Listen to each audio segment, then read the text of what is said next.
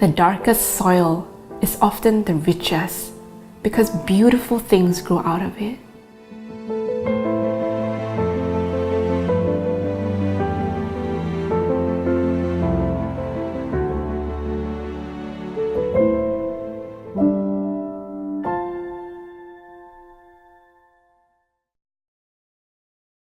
Things started going downhill when I was in university. I didn't understand or comprehend what exactly was happening to me at the time, but what I realized was that I was starting to lose my appetite.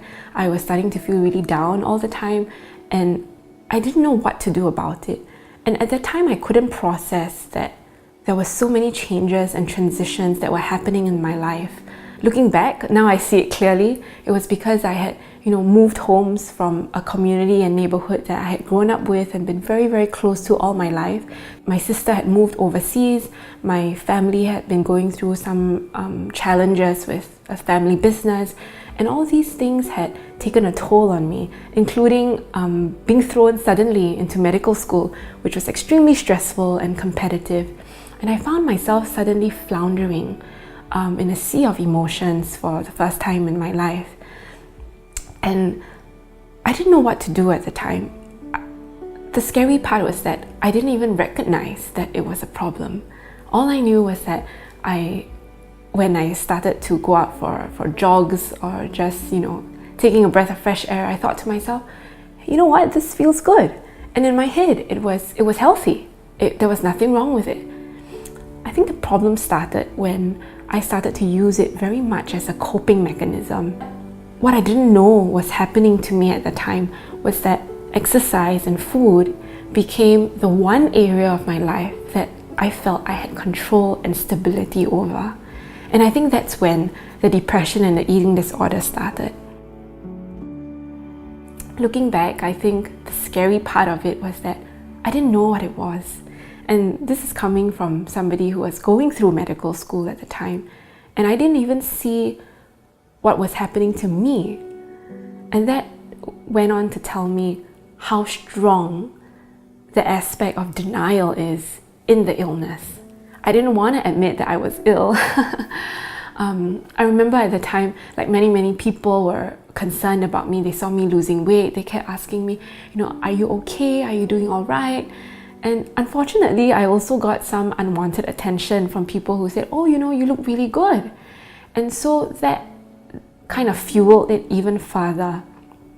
What I didn't know was that the eating disorder had just taken root, and it would soon become something so debilitating and all-consuming.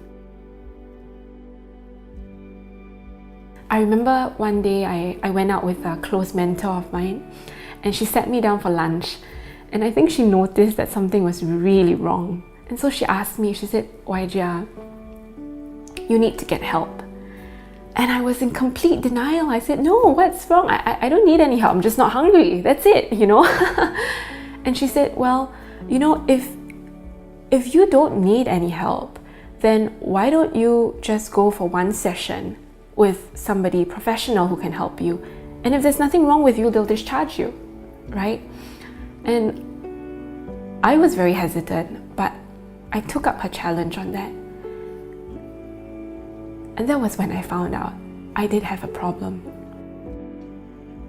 What was difficult for me to accept was that I was going on to become a doctor. I had all these dreams and aspirations about doing humanitarian work all around the world, and there I was, unwell.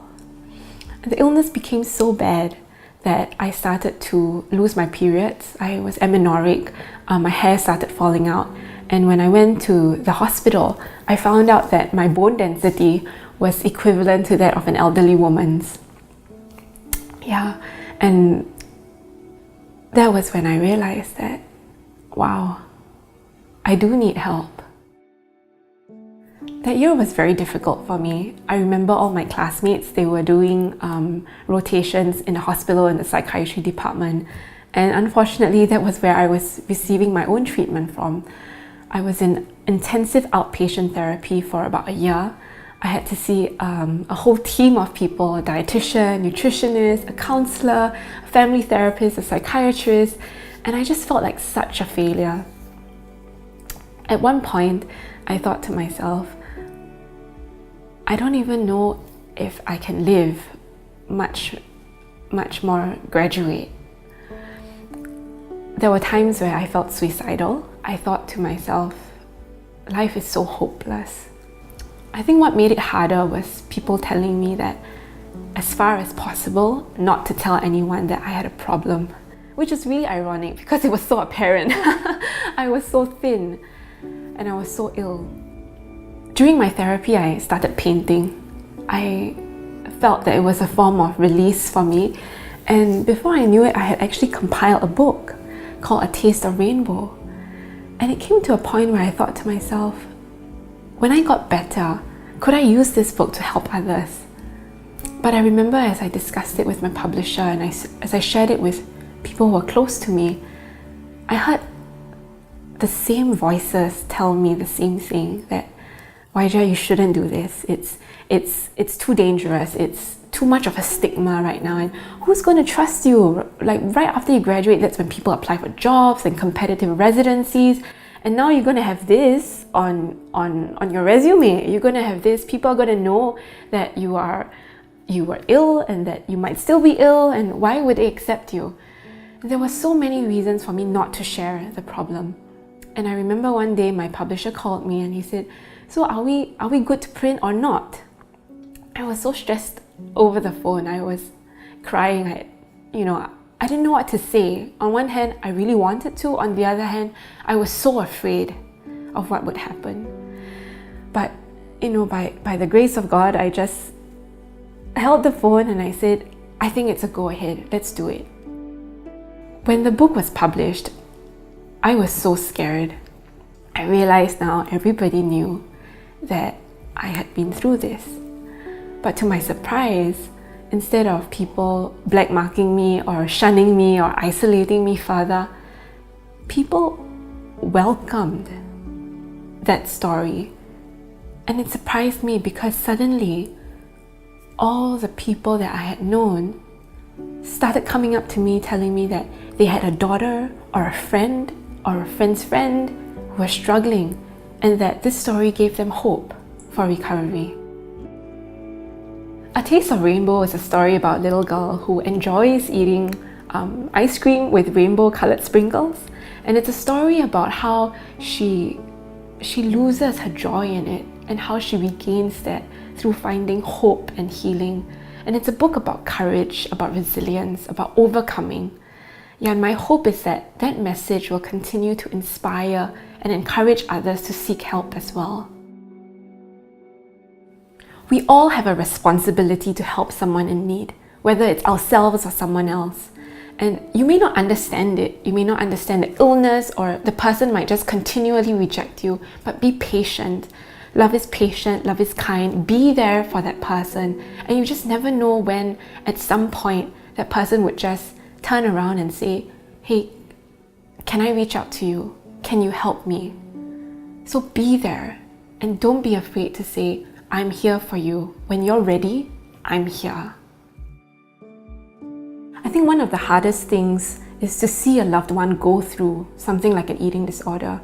You might feel so helpless and so frustrated at times because you keep wanting to say things like eat more, or just do this, or stop doing that, or you don't have to go swimming at at this time of the night, or it's so easy to say, and then you feel so helpless at the same time because that's not what the person needs, and yet there's just absolutely nothing you feel you can do. But I think after going through this experience, I realized that help is available. There's professional help. There are teams of people who are trained in this to help you and your family go through this together. For me, one of the most important parts of my recovery was actually when my parents were involved.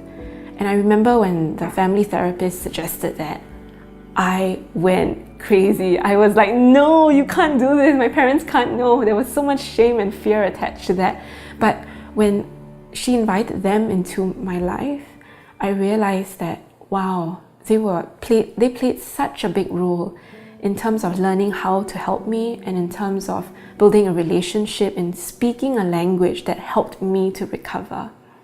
So continue to love on them, continue to be patient and get help. Be brave and know that someone is available and willing to help you through. One of the greatest myths about eating disorders is that if you could just eat, or if you could just stop being so vain, or if you could stop being so superficial, if you could stop being so serious about life, you could enjoy food more and get better. But the problem is so much deeper than that. Anorexia or binge eating or eating disorders, they're not just about wanting to look good. They're not about vanity. They don't just belong to Hollywood stars. A lot of times eating disorders are about deeper issues like feelings of self-worth, self-image, identity, knowing who you are, or depression and deeper issues like that. Sometimes even abuse or family traumas or personal issues that one has yet to deal with, and it manifests in these ways. I just feel so burdened to tell you, if you know a loved one who's struggling, that it's not the end and there is hope at the end of the tunnel. Surveys in America actually show that up to 30 million Americans have struggled with an eating disorder at some point in their lives, and almost half of all Americans know someone personally who are struggling with it. And yet, only 10% of people get treatment. And of all the mental illnesses out there, eating disorders have the highest death rates of 20%. So with all this in mind, especially with the increasing rates of eating disorders over the years, especially among young people who are still struggling with identity formation, with all these crazy social media pressures out there, I just felt really led and burdened to do something with a taste of rainbow. At first I wasn't sure if it was worth it, but after sharing the book and the message with people and developing facilitation guides with treatment centers, I realized that this was an important resource for people who are struggling to use it as part of giving them hope and healing. So right now, a couple of treatment centers in the US are currently using this for their group therapy, but we're also seeing potential for its use in schools and communities, among parents, teachers, coaches, peers, because we all have a collective responsibility to recognize and prevent eating disorders among young people. That's the best cure, to pick it up before it even gets serious. I had a vision, I know, as silly as it sounds, I had a vision of myself speaking in America to an audience of women who were looking for hope in terms of, seeking help from depression and eating disorders. And I thought to myself, that's such a silly vision. I just laughed it off. But looking back, it was so divine, because 7 years later, when I was doing my Masters of Public Health at Johns Hopkins in the States, one day I received a random call. Maybe it wasn't so random, but this lady had heard of me and she called me and she said, I'm the director of this, NGO, and I heard of you from a psychiatrist friend of mine whose sister-in-law had accidentally walked into your professor's office and picked up by chance a copy of A Taste of Rainbow, and she shared that story with me. And so I'm calling you because I would like you to be our keynote speaker for our conference in Nashville in June. That completely blew my mind.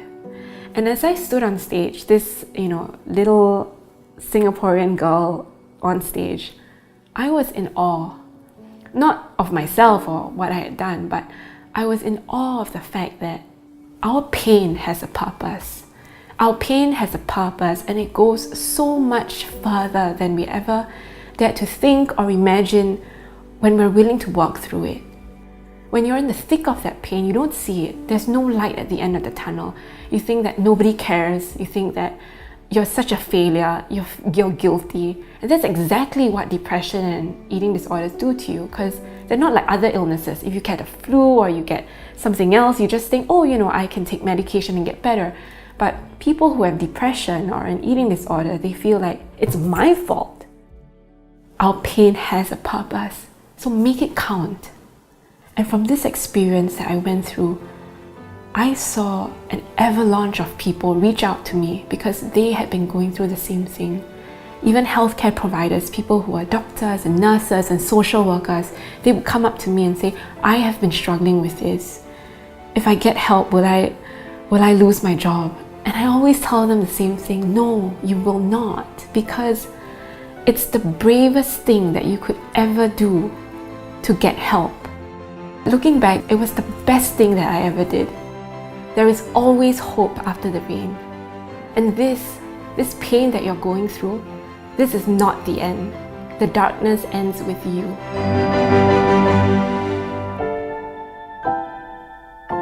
At the end of your storm, a rainbow awaits. Winter will end and spring will come. Your dreams can be set free.